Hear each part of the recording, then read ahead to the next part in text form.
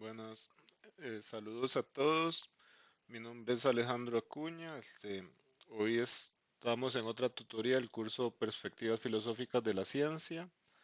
Estamos en el segundo periodo del 2022 y en este caso analizaría la tutoría del capítulo 1 de dicha unidad didáctica, ¿verdad? Que lleva el mismo nombre del libro que escribe el profesor Andrés Gallardo en referencia al tema.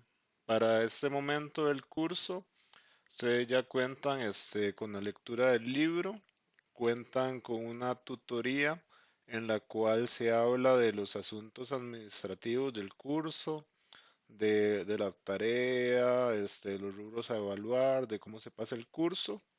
Y además ya cuentan con una videoconferencia que queda grabada en el canal de YouTube que dio el profesor Andrés Gallardo sobre dicho capítulo que vamos a estudiar hoy.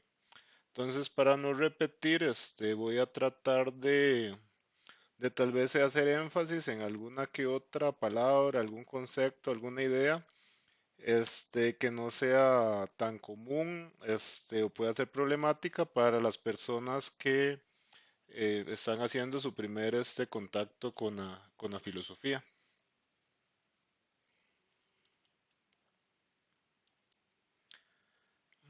A ver, el- eh, en la introducción tenemos que hacer referencia a la ciencia y a la filosofía. La filosofía la vamos a entender como la primera forma en la que el ser humano trató de explicar, ¿verdad? Y de interpretar perdón, de interpretar y conocer el mundo a partir de la razón. Sería una de las primeras formas de conocimiento racional que buscaba que su resultado, la forma en que explicaba el mundo, pudiera ser comprobada.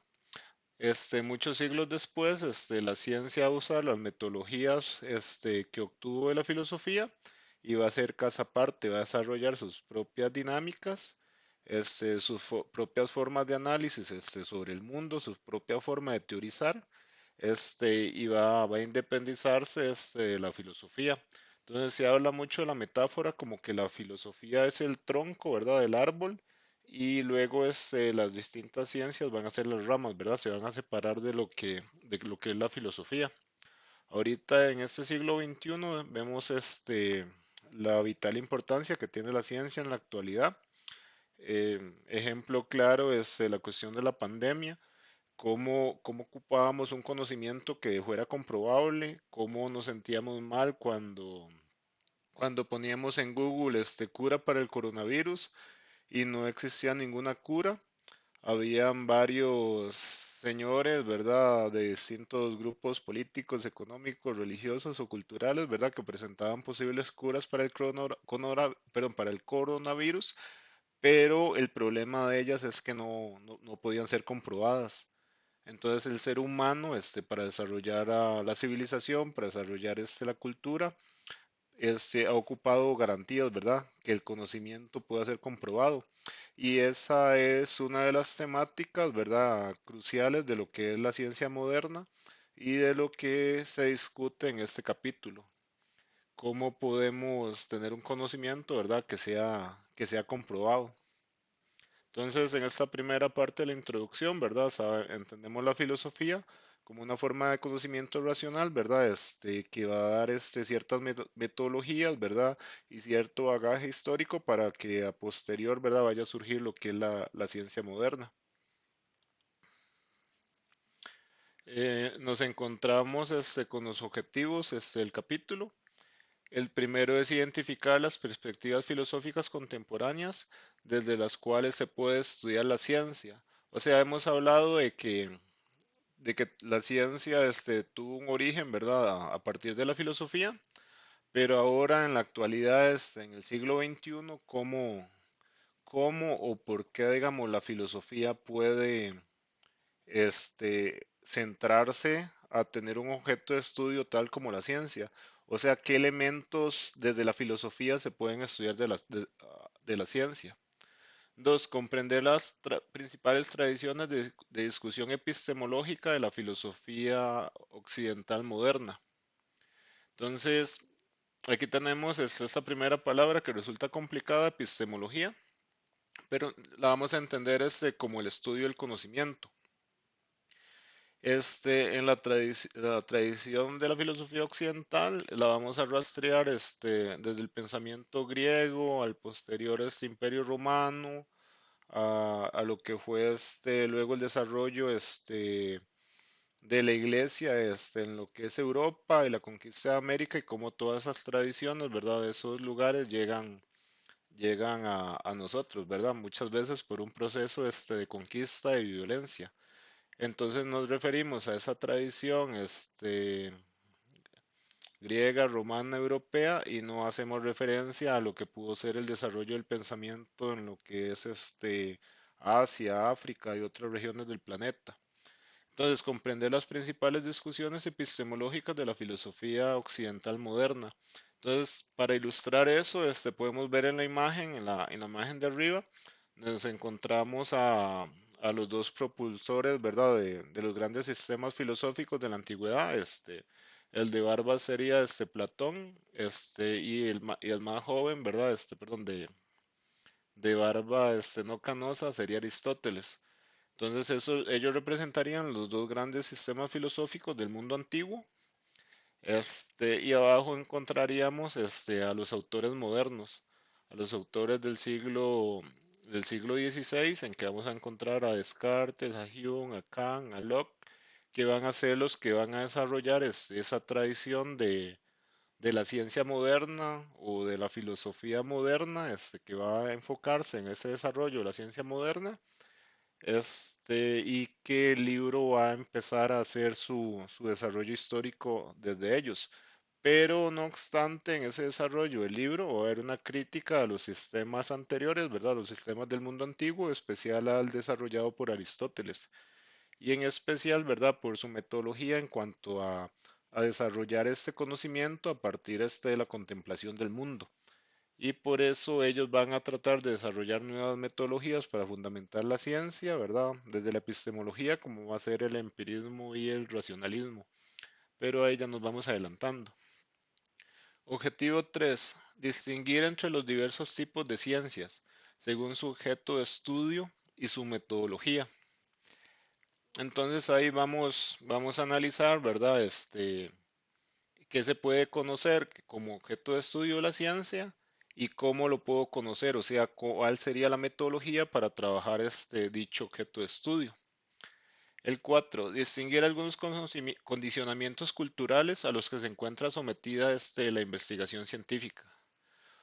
O sea, muchas veces se ha pretendido que la investigación científica lo que hace es desarrollar un conocimiento puro, un conocimiento casi sagrado, que es independiente a su contexto cultural, pero evidentemente los que hacen ciencia son seres humanos, pertenecen a alguna religión, son hinchas de algún equipo de fútbol, este, ¿qué más? Dependen de un salario, dependen de las condiciones políticas, ¿verdad? Para que los gobiernos o las empresas sigan invirtiendo en ciencia, ellos pueden tener el salario, ¿verdad? Que les permite vivir. Entonces, en este punto 4 vamos a pensar también la ciencia como un elemento de la sociedad, sujeto a esa maraña, digamos, de relaciones de poder en las que nos movemos en la sociedad. 5. Comprender las nociones de ciencia básica, ciencia aplicada y tecnociencia. Vamos a proseguir. Bueno, vamos a partir del punto A, la ciencia como objeto de estudio. Vamos a entender la ciencia como una actividad humana cuyo fin es teorizar acerca de la realidad. O sea, la ciencia va a tratar de describir, va a tratar de comprender los fenómenos del mundo. La ciencia teoriza, o sea, crea marcos conceptuales y metodologías para tratar de conocer y explicar el mundo y sus fenómenos. Entonces la ciencia es un modelo explicativo que va a tratar de ser comprobado a partir de la veracidad de sus metodologías y va a crear conceptos y un lenguaje propio para tratar de explicar ese mundo y esos fenómenos. Una de sus características fundamentales es la veracidad de sus estudios. Entonces aquí hablando de veracidad, pongo dos imágenes. La primera de un avión. Si uno piensa un avión, es un aparato que pesa muchas toneladas, pero que lo vemos todo el tiempo cruzando los cielos. Entonces uno diría, quien se va a montar en un avión va a estar miles de no, bueno, no sé cuántos kilómetros podrá andar un avión, ¿verdad? Por encima de la superficie de la Tierra. Pero ¿quién se montaría en un avión sin pensar en la veracidad, sin pensar en la capacidad que tiene para no caerse? O sea, ¿por qué no se cae? Digamos, no porque sea una cuestión de los dioses o una cuestión de casualidad, sino que en él está impregnado, digamos, todo el saber sobre lo que es las leyes de la naturaleza, que pueden hacer que un elemento tan pesado pueda volar, desplazarse en el aire, desplazarse a grandes velocidades y poder aterrizar de forma segura en algún otro lugar del planeta. Y también les pongo de ejemplo, como ya lo había señalado, el de las vacunas. ¿Cómo puede haber un conocimiento, verdad, sobre el cuerpo, sobre el mundo microscópico, en el cual podamos crear sustancias que sean capaces de neutralizar con eficacia vi- virus que eran capaces o son capaces de exterminar a poblaciones enteras?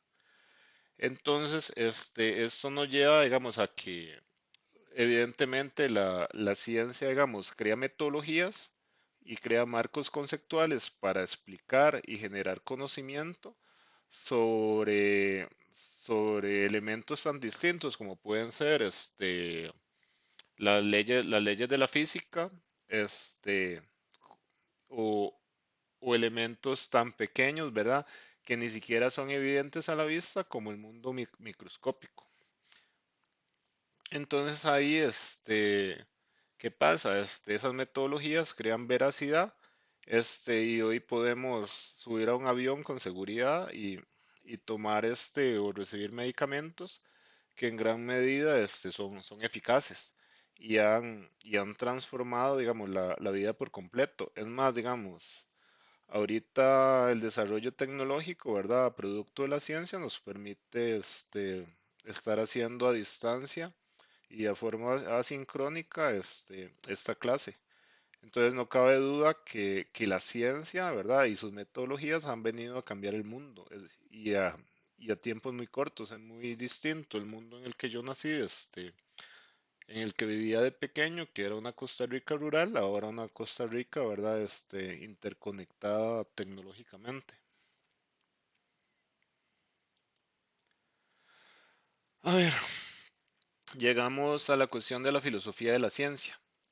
Entonces, ¿qué decimos? Se ocupa del conocimiento y de la práctica científica. La ciencia se vuelve su objeto de estudio. Entonces ya sabemos que miramos con los anteojos de la filosofía, con los anteojos de las herramientas de la lógica y de la razón, ¿verdad? El desarrollo que hace la ciencia. Pero ¿cuándo hacemos filosofía de la ciencia? Cuando cuestionamos y reflexionamos, ¿verdad? No sé, de sus límites, hasta dónde puede llegar la ciencia.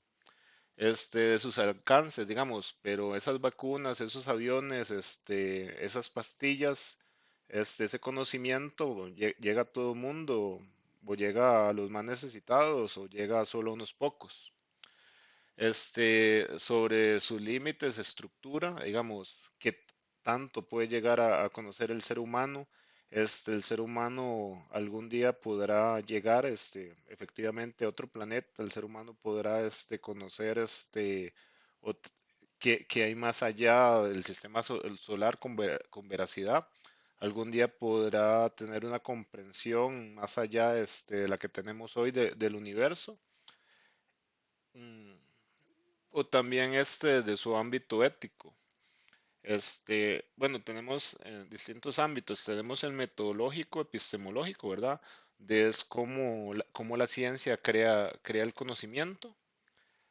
Ahí pensamos en metodologías, no sé, pongo esta foto de los aparatos que andan en Marte, o sea, podemos conocer otro planeta, como objeto de estudio, pero ¿cómo lo conocemos? Entonces el ser humano, desarrolla tecnología, ¿verdad? Que le facilite crear otro tipo de metodologías científicas para obtener datos, ¿verdad? Hacer mediciones, etcétera, y poder describir, lo que hay más allá de lo que por sus limitantes físicos y tecnológicos actuales podría conocer. En el ámbito social, habíamos señalado que la ciencia es un producto social y en realidad es un producto social de las sociedades avanzadas. La ciencia es un elemento, producir ciencia es caro, ¿verdad? Se ocupan laboratorios, se ocupan centros de investigación, se ocupan científicos. O sea, la ciencia necesita presupuesto. La ciencia es un producto y es caro. Y todos los que están desarrollando ciencia, ¿verdad? Son seres humanos con sus particularidades, sus creencias, sus conflictos y en este mundo capitalista, ¿verdad? También a costa de un salario. Luego tenemos el ámbito ético, para ilustrar el ámbito ético, el ámbito de lo que se debe o no debe hacerse, ¿verdad? De lo que es correcto o no correcto. Puse esta ilustración, ¿verdad? De los experimentos, ¿verdad? Que se realizan con animales, en este caso con un primate. Muchos de ellos murieron, ¿verdad? Eh, en los intentos que se daba por elaborar una vacuna para el coronavirus. ¿Es ético, no es ético, verdad? La experimentación con animales. ¿Cuándo es ético, cuándo no? ¿Cuándo es ético? Es una discusión que hubo mucho con esto de las vacunas del coronavirus. La experimentación con seres humanos, que hay que dar un consentimiento informado, la persona tiene que tener autonomía y una serie de condiciones, ¿verdad? Para que sea ético este tipo de experimentación. Y luego pongo imágenes de ciertas bombas, no sé si atómicas, ¿verdad? En Corea del Norte. Al final de cuentas, los alcances de la ciencia o para lo que el ser humano usa la ciencia va a traer siempre un beneficio. El ser humano va a traer un beneficio a algunos pocos o es capaz de que ese desarrollo científico más bien va a dañar al ser humano y a los demás elementos de la naturaleza. Entonces tenemos que el abordaje que hace la filosofía de la ciencia es en relación a los alcances de la ciencia, a sus límites, a la estructura, a la veracidad, al ámbito metodológico, al ámbito social desde que se produce la ciencia y a los contenidos o a las consecuencias éticas, ¿verdad? De la investigación científica. Entonces aquí repasamos un poquito. Está el ámbito estructural metodológico, ¿verdad? Desde cual hacemos la filosofía, se hace filosofía de la ciencia. Sería el estudio de las características esenciales del conocimiento científico, en tanto conocimiento teórico, estructura conceptual, lógica y metodológica, naturaleza de dicho conocimiento, ¿verdad? Lo que conocemos históricamente en filosofía como la epistemología, que hemos señalado que la epistemología es el estudio de la forma en que el ser humano genera conocimiento. Luego está el ámbito social, que es el estudio de la ciencia como actividad social, condicionada dinámicas y presiones sociales. Ahí me recuerda mucho un meme que habla de ¿sabes qué es trabajar bajo presión?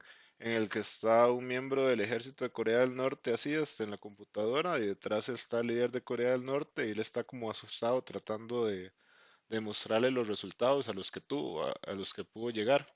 Y el tercero sería el ámbito ético, impacto de de la actividad científica, digamos, en la vida humana y en la naturaleza, para pensarlo así, integralmente.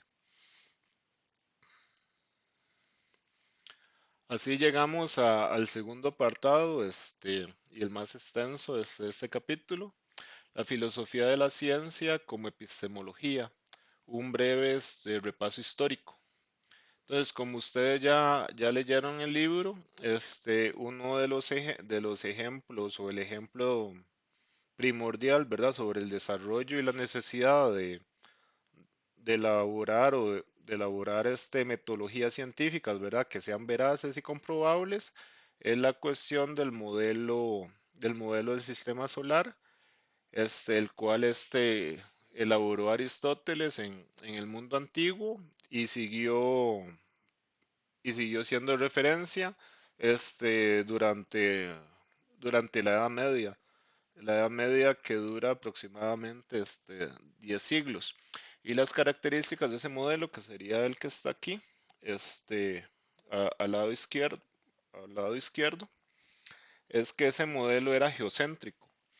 Entonces, Aristóteles, a partir de la contemplación de la naturaleza, que eso eran las herramientas que él tenía, desarrolló múltiples conocimientos.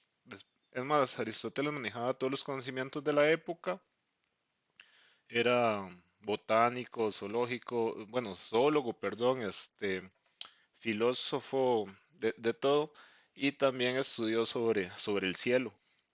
Y en sus estudios, ¿verdad? Sobre el cielo y todo esto, la herramienta que él tenía, era la observación, y con la observación determinó que la Tierra era el centro del sistema solar y tanto el Sol como los demás planetas, giraban alrededor de la Tierra.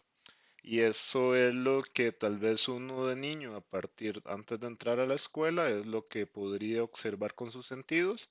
Y tenemos que ver, ¿verdad?, que Aristóteles es hijo de su época, ¿verdad? Y no tenía, digamos, las herramientas científicas, tecnológicas que hay hoy en día. Ese sistema, geocéntrico, con la Tierra como centro del sistema solar, a lo largo de la historia fue presentando problemas, pero se mantuvo porque la Iglesia Católica, que dominaba durante la Edad Media en Occidente, mantuvo ese modelo. Lo mantuvo por varias cuestiones, ¿verdad? La Tierra en el centro del sistema, ¿verdad? Como creación de Dios, ¿verdad? Y la segunda, ¿verdad? Que permitía, digamos, corroborar ciertos pasajes de la Biblia. Además, está la personalidad, digamos, o, ¿cómo decirlo? El estatus, ¿verdad? Del filósofo más importante, tal vez de la historia, que era Aristóteles, que sustentaba ese modelo.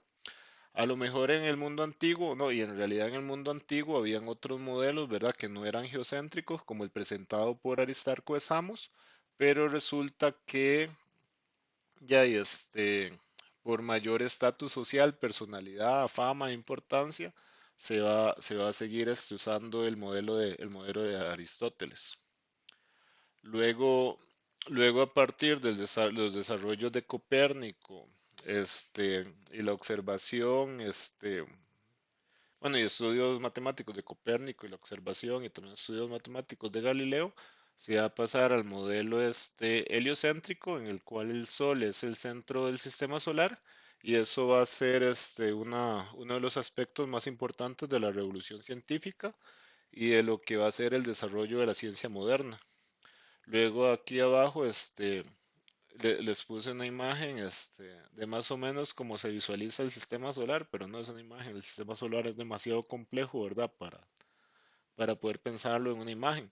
Pero ¿qué nos permite eso también? Pensar que, bueno, si hacemos filosofía de la ciencia, pensar que la ciencia como producto histórico, ¿verdad? Del desarrollo humano, a lo mejor no es estático, sino que el desarrollo científico va cambiando, va transformándose a partir de las herramientas, del descubrimiento, de los insumos, ¿verdad? De todos esos elementos que permiten que la ciencia avance.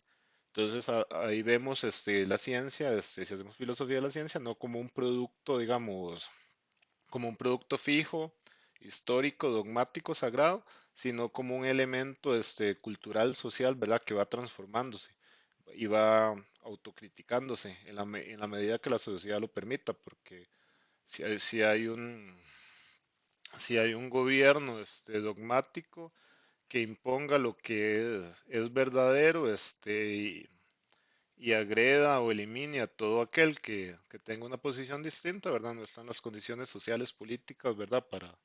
Para que la ciencia avance. Este, aquí les puse una línea del tiempo, pero se ve muy pequeñita.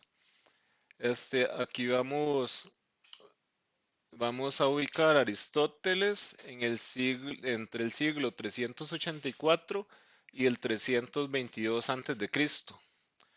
Y los filósofos de la época moderna, los vamos a encontrar bueno, René Descartes, estaría en el siglo, nacería en 1596, eso ya sería el siglo XVI. Entonces han pasado casi 18 siglos, ¿verdad? De historia de la filosofía, los cuales nos vamos a brincar desde Aristóteles para llegar a estos filósofos modernos. Entonces, bien, en ese desarrollo histórico que hace el profesor Gallardo, vamos a poner hincapié en varios filósofos. El primero de ellos es Francis Bacon. Francis Bacon va a criticar, ¿verdad? El estancamiento en lo que ha habido en lo que llaman filosofía de la naturaleza, al quedarse, ¿cómo decir? Al quedarse estudiando y analizando, ¿verdad? Como sagradas las ideas de Aristóteles. Ah, y demás, además de textos religiosos. Esto va a ser porque durante los 10 siglos que va a durar la Edad Media, la Iglesia Católica va a tener el poder en Occidente y va a utilizar la filosofía meramente como una forma de tratar de comprobar, digamos, los preceptos religiosos.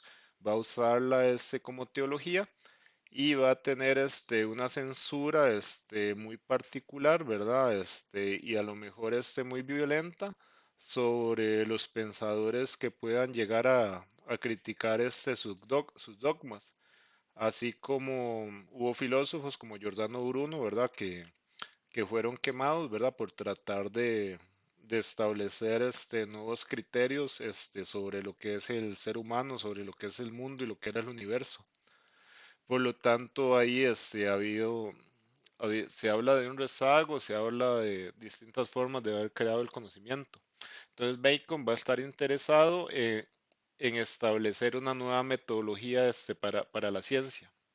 Entonces dice, la ciencia debe establecer leyes naturales a partir de la observación de hechos, contrastación por observación y experimentación de sus consecuencias.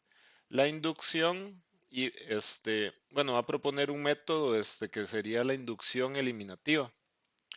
La inducción es un tipo de inferencia lógica que analiza casos particulares para tratar de crear una norma general. O sea, busco varios casos particulares y a partir de esos casos particulares puedo crear una norma general. Entonces tenemos casos como de uno que aparece en el libro, de que mira, veo un cisne y es blanco. Por allá hay otro cisne es blanco, allá otro cisne es blanco.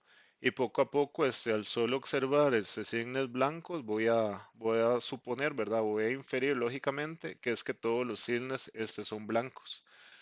Pero este modelo de inducción eliminativa era, era más complejo. O sea, para tratar de hacer una inferencia, de tener una conclusión, el ejemplo que pone y analiza el profesor Gallardo es de las enfermedades. ¿Por qué me enfermé? Entonces resulta que, mira, vamos a ver si los que toman agua, se enferman. No, mira, no, digamos, si los que tomaron agua les da resaca, ¿por qué me dio resaca? Entonces resulta que tomaron agua y no les dio resaca. Entonces resulta que no podemos adjudicar la resaca o goma, ¿verdad? A los que tomaron agua. Mira que ellos tomaron jugo de naranja y no, etcétera, etcétera. Hasta mira, los que les dio esto fue porque tomaron licor y tomaron licor en ciertas cantidades. Entonces voy eliminando todas las posibles causas, ¿verdad? Bueno, el ejemplo que dio es muy malo, pero voy eliminando todas las posibles causas, ¿verdad? Que no me llevan a dicha conclusión hasta encontrar repetidos casos por los cuales, no sé, me dio gripe o por los cuales tuve una indigestión o por los cuales, no sé, pude tener resaca. Más o menos por ahí va la cuestión de esa metodología de la inducción eliminativa. pero ya ahí vemos un desarrollo de un proceso, ¿verdad? De un proceso para justificar la ciencia en el cual se busca que haya constatación, ¿verdad? El cual se busca que haya veracidad, que pueda ser comprobable, más allá de la mera comprobación, de la mera contemplación, ¿verdad? Como en el caso de Aristóteles. Entonces dice la inducción iba a lo general a lo particular, los hechos observados a lo general, las leyes, las cuales debían contrastar empíricamente. Cuando ahí nos encontramos con otra palabra que puede ser complicada, empírica o empirismo. El empirismo, ¿verdad? Es una corriente filosófica que afirma que el conocimiento se da por medio de los sentidos. O sea que todos esos estímulos sensuales o sensoriales, ¿verdad? Que pasan por nuestros sentidos, perdón, por nuestro cuerpo, es lo que hace que lleguemos a tener conocimiento. Y esos conocimientos vayan a formar ideas y ya esas ideas vayan a formar ideas más complejas. O sea, básicamente el empirismo afirma que el conocimiento se adquiere por la experiencia sensorial, este, y que a partir de ahí vamos a formar ideas y esas ideas vamos a ir formando ideas más complejas. No sé, una idea compleja. Digamos que por medio de los sentidos alguien conoció al ser humano y luego por medio de los sentidos alguien conoció al caballo. Entonces uno ya jugando con esas dos ideas puede hacer una idea más compleja e imaginarse a esa figura mitológica que era mitad ser humano, mitad caballo. O no sé, o a partir de las experiencias sensoriales yo puedo conocer lo imperfecto y puedo conocer de que las cosas se degradan y mueren. Entonces, a partir de lo imperfecto, yo podría suponer lo perfecto. Y a partir de lo que muere, de lo que se pierde en el tiempo, podría hacer una idea más compleja y suponer lo contrario, suponer lo eterno, aunque por medio de los sentidos, ¿verdad? No puedo llegar a comprender lo eterno.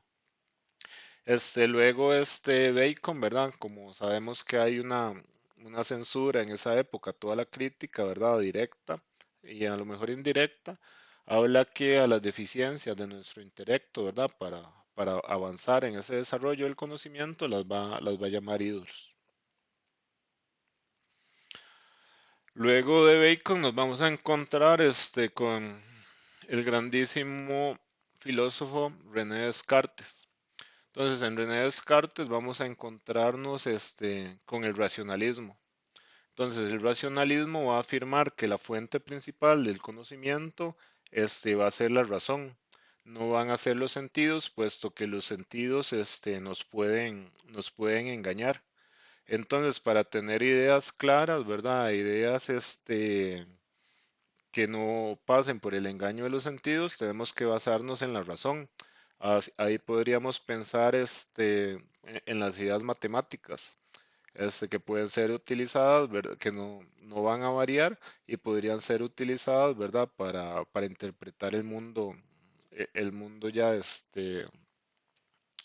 el mundo extenso. Entonces tenemos que Descartes va a proponer una visión mecanicista del mundo, bueno, perdón, dijimos que el racionalismo, la principal fuente del conocimiento es la razón, ¿verdad? La razón lo que va a conocer son ideas. Hay ideas que van a ser claras y distintas, como las ideas matemáticas, que no pasan precisamente por los sentidos, ¿verdad? Pero con ellas puedo hacer procesos deductivos, ¿verdad? Y procesos que van a llegar a ser comprobables. Este, y además, él va a suponer que hay ideas que son innatas. Entonces, para los empiristas, o para algunos empiristas, la mente de un niño sería como una hoja en blanco. Entonces, esa mente, que es una hoja en blanco, se va a ir llenando con las experiencias que tenemos en la vida. Y esas experiencias pasan por los sentidos. Entonces, me mordió un perro, ¿verdad? Escribo en esa hoja en blanco, perros peligrosos. Me dieron un cono, pongo conos son ricos y sabrosos y voy llenando a partir de mis experiencias sensoriales, ¿verdad? Voy llenando esa hoja en blanco que sería mi mente. En cambio, con Descartes, él supone que la fuente del conocimiento verdadero es la razón. La razón lo que conoce son ideas Descartes va a dudar de los sentidos, ¿verdad? Porque los sentidos nos pueden engañar. Y aparte de esas ideas que conoce la razón, va a suponer que hay ideas que son innatas.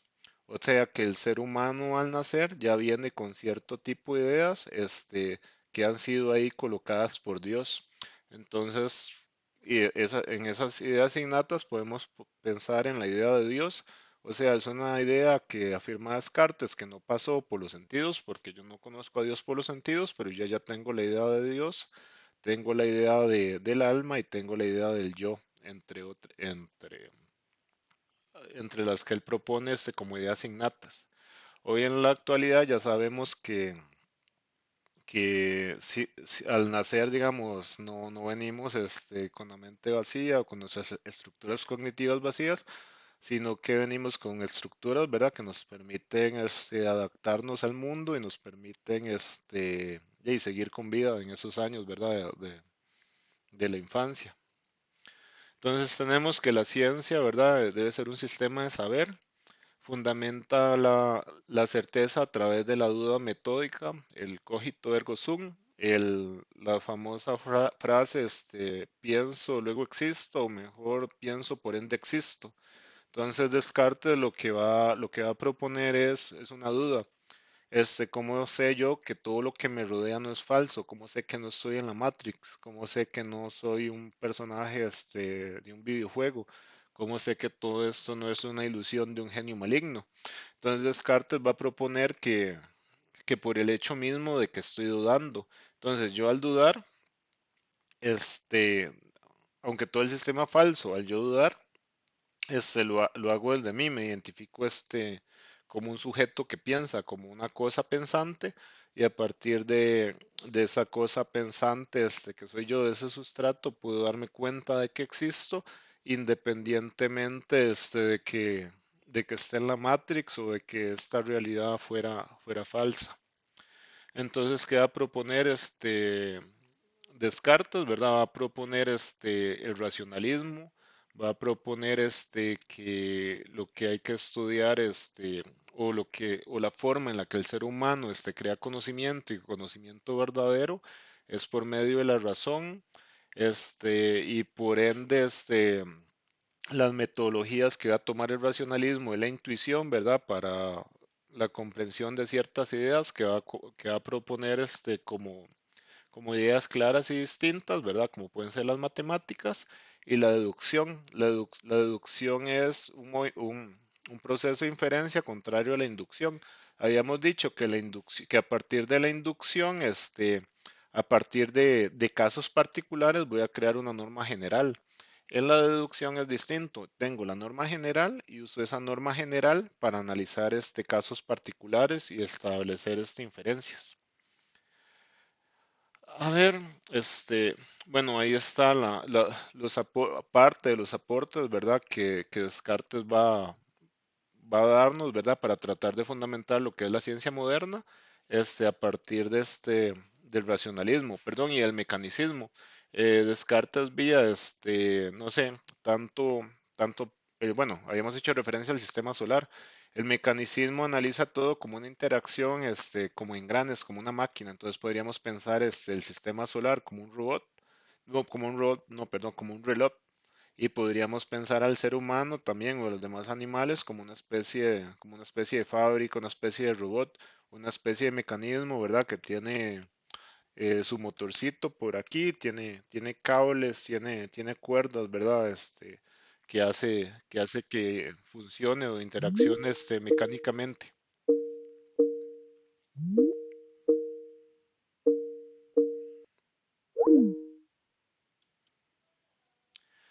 Luego, luego nos encontraríamos con John Locke y David Hume. Ellos serían los fundamentales en la cuestión de lo que es perdón, un momento, es una emergencia, no sé cómo ponerle pausa.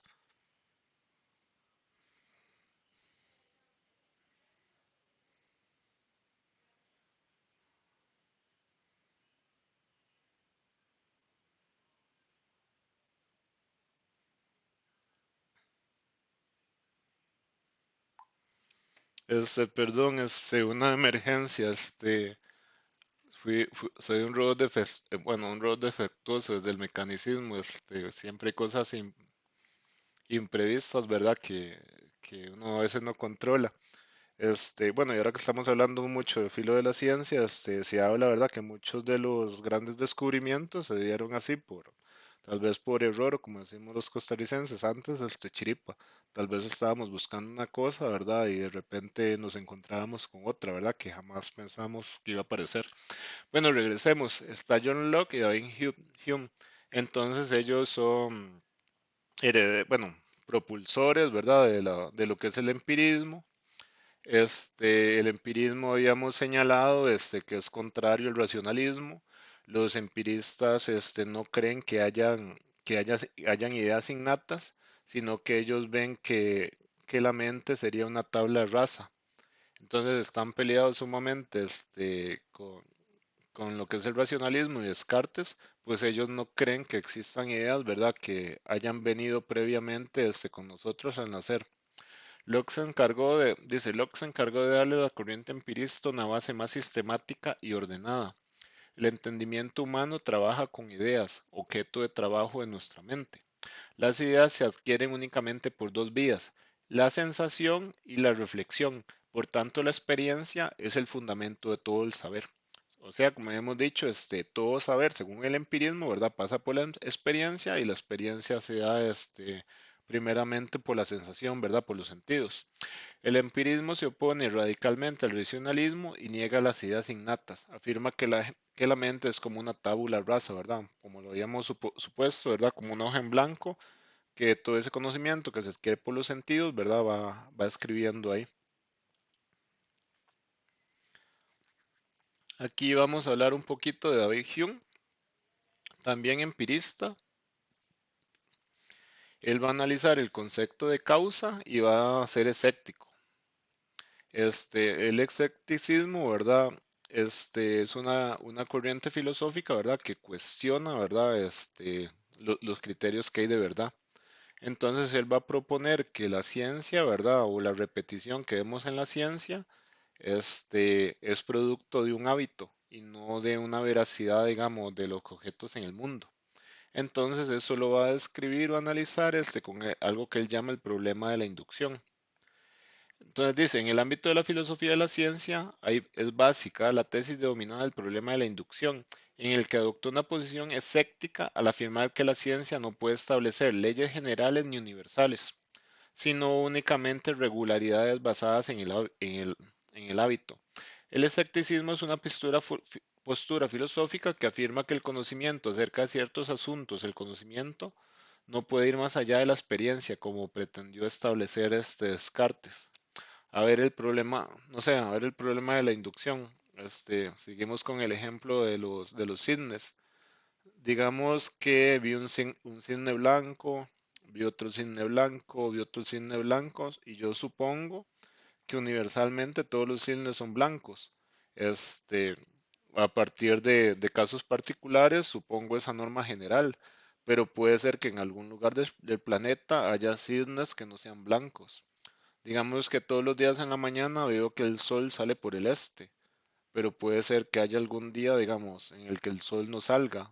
Ojalá que no por un desastre natural del sistema solar, sino por un eclipse o algo, ¿verdad? Pero no necesariamente por toda la existencia, digamos, el sol va a seguir ahí, ni el planeta, ni nosotros. Entonces, desde el escepticismo, ¿verdad? Va a plantear de que no se pueden formular leyes, o normas universales en la ciencia. Luego, el último autor en este análisis histórico va a ser Manuel Kant. Y en Immanuel Kant vamos a encontrar una síntesis entre esas dos corrientes, ¿verdad? El empirismo y el racionalismo. Entonces va a señalar que el sujeto es agente activo en la construcción del conocimiento. O sea, va a haber elementos que son propios del sujeto, este, y, y facultades que son propias del sujeto para conocer el mundo. Y también esas facultades, ¿verdad? Se van a ver vistas, influenciadas, ¿verdad? Por ese objeto que es externo. Entonces va a proponer espacio y tiempo como condiciones de posibilidad de la experiencia. Entonces, las categorías del entendimiento son condiciones de posibilidad de los objetos y la ciencia fáctica como juicios sintéticos a priori. Todo eso que suena extraterrestre ya lo vamos a analizar más detalladamente aquí. Entonces dice, la participación activa del ser humano en la construcción del conocimiento se origina por dos mecanismos que posee nuestra cognición, a saber, formas a priori de sensibilidad y las categorías del entendimiento. Entonces, las formas a priori, o sea, ya ahí Kant de cierta forma va a darle mucho la razón a los racionalistas. En cuanto va a haber elementos internos, ¿verdad? De nuestra razón, que son los que nos van a dar cierta facultad para poder conocer lo que hay en el mundo externo. Entonces, esas formas a priori de nuestra sensibilidad significa antes de, y van a, y van a estar ahí dándole la facultad al ser humano de conocer. Entonces, afirma que las formas a priori de sensibilidad son dos. Son las formas de espacio y tiempo, ¿verdad? Las categorías que establecen nuestra conciencia, ¿verdad? De dónde estamos y en qué momento estamos. Entonces afirma que el espacio es una manera de la sensibilidad, pero es una manera de la sensibilidad externa. O sea, el espacio está externo a mí, y a lo mejor puede ser medido objetivamente, ¿verdad? Ahí alguien saca un metro y mide lo que mide la mesa, mide cuánto hay de aquí a la pulpería o mide de cuánto hay aquí a la entrada de la casa. Y señala, el tiempo es una forma de la sensibilidad interna. Es una condición de posibilidad de la experiencia. Con ella se ordenan las experiencias sensibles de espacio y tiempo que pertenecen a la mente del sujeto. Digamos, resulta que el espacio sí lo podríamos ver de forma objetiva, de forma medirla independientemente de nosotros. Pero resulta que el tiempo, podríamos suponerlo también como un tiempo psicológico, en el cual digamos, usted tiene mucha hambre y mete la comida en el microondas y se supone que el microondas fue hecho para calentar de forma rápida y todos hemos experimentado lo que son los segundos de microondas, ¿verdad?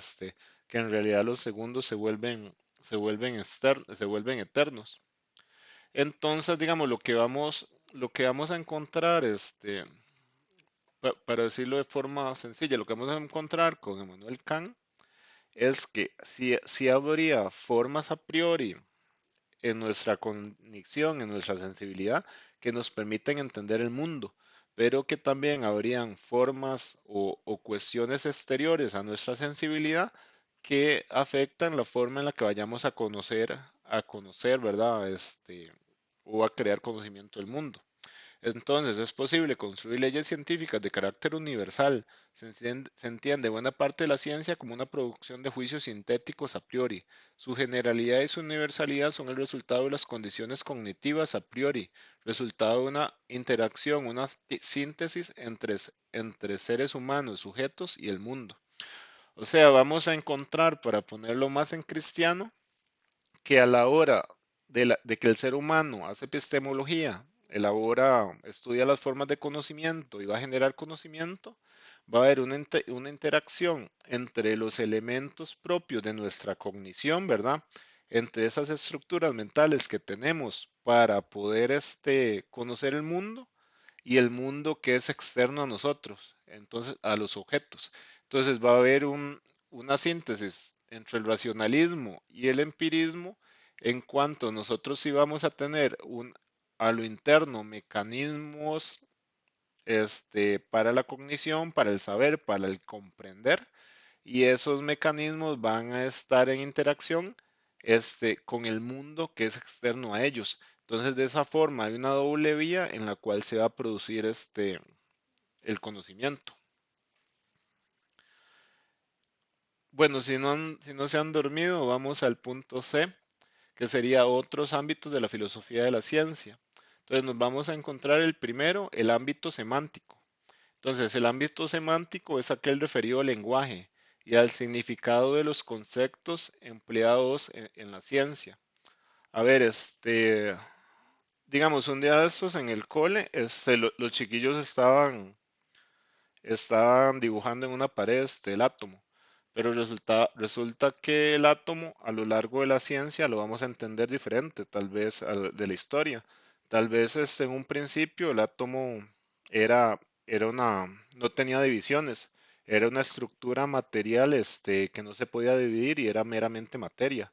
Luego, a lo largo del tiempo, nos vamos a encontrar, ¿no? Que el átomo, que la idea de átomo no concibe o no se concibe ya como esa unidad material, sino que ya vamos a encontrar energía en el átomo y vamos a encontrar una diversidad de partículas dentro del átomo, de partículas subatómicas. O digamos que ahora hay un boom de que todo es mecánica cuántica o todo es el mundo cuántico, pero realmente si comprendemos qué significa eso. Entonces el ámbito semántico es aquel, ¿verdad?, referido al lenguaje y el significado de los conceptos que se usan en ciencia. Luego está el ámbito estructural, ¿verdad? Que puede ser denominado el ámbito lógico, que es el modo en que se estructuran las teorías. De manera que la teoría, digamos que hay diversas teorías, para explicar un fenómeno. ¿Cuál teoría calza más con el fenómeno? A partir de un descubrimiento nuevo, ¿cuáles teorías, verdad, dejan de ser un modelo explicativo de ese fenómeno? Luego, ámbito epistemológico obedece al plano de la fundamentación, alcances y límites del conocimiento científico. Entonces ahí tenemos de lo que veníamos hablando, teorías empiristas, racionalistas, kantianas, la fiabilidad de la forma de producir conocimiento, ¿verdad? Y la metodología que se usó. Luego, ámbito metodológico es el campo relativo al análisis de las metodologías científicas de investigación. Abarca el problema de la demarcación, es decir, de establecer qué conocimientos pueden ser considerados como ciencia y cuáles no.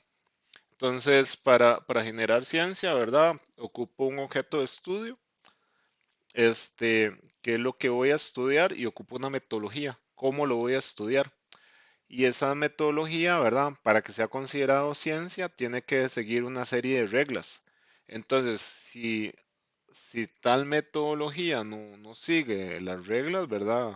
Lo podemos considerar como ciencia o no. Lo desechamos o es capaz de que podría crearse una nueva metodología para la ciencia. Luego, ámbito ontológico. Ontológico también es una pregunta que bueno, una palabra, perdón, que puede resultar problemática. Onto está relacionado al estudio del ser. Entonces se pregunta, ¿qué es la ciencia? Concibe la ciencia como una actividad humana, social e intencional, la imagen de lo real, o sea, ¿qué es la ciencia, verdad? Sus alcances. Ámbito axiológico, axiológico viene de axiomas, de principios, de valores, ¿verdad? De valores, este, que valgan en ese momento histórico. Tiene que ver con los fines de la actividad científica, los cuales están en estrecha relación con los valores sociales, cognitivos y morales.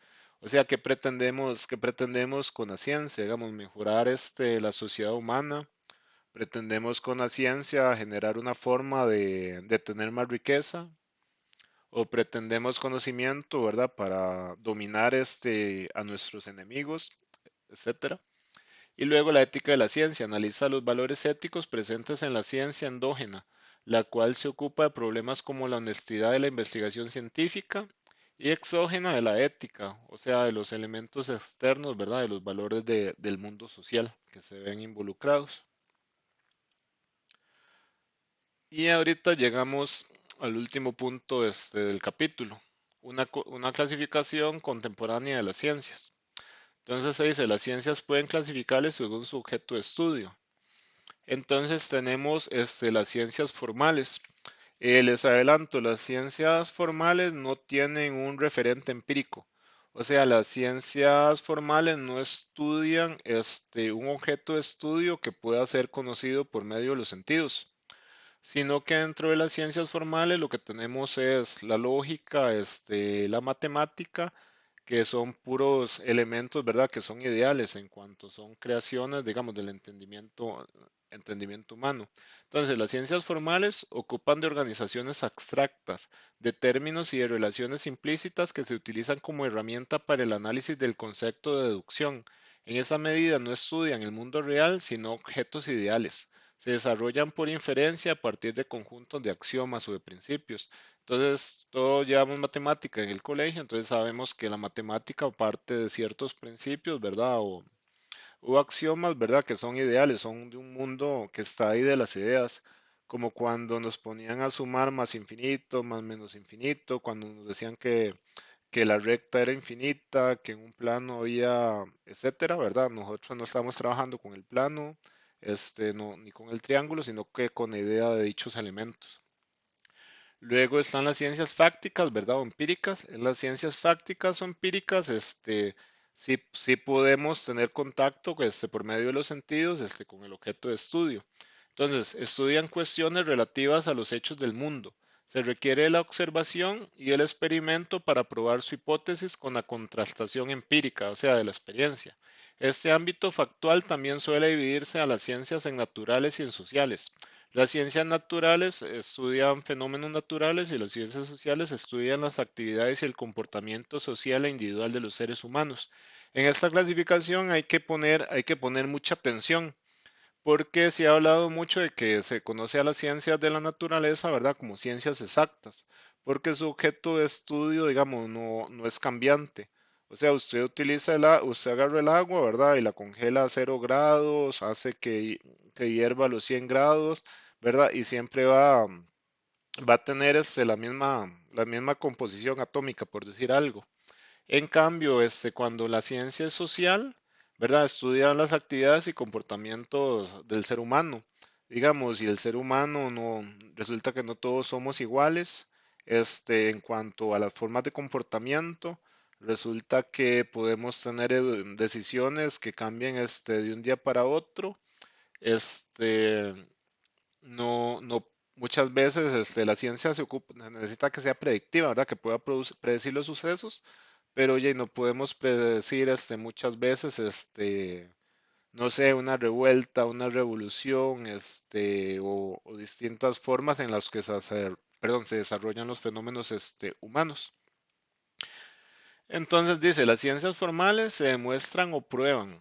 Las ciencias fácticas se verifican o confirman por hipótesis fundándose en principios lógicos de una sola conclusión que no concuerde con los hechos. Tiene más peso que 1000 confirmaciones.